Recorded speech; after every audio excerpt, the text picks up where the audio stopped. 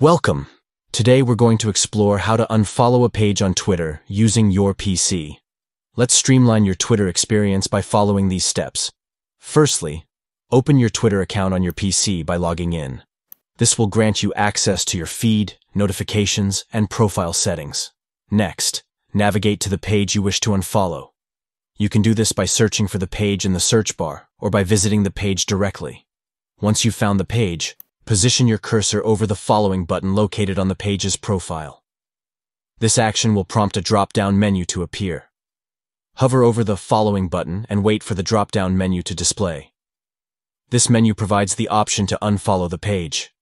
Click on the Unfollow button within the drop-down menu to confirm that you no longer want to receive updates from the page.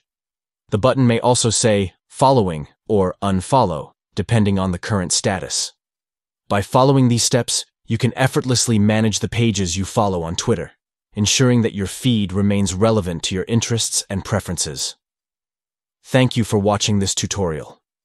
We hope this guide has assisted you in learning how to unfollow a page on Twitter using your PC. Enjoy a curated Twitter feed that aligns with your interests and preferences.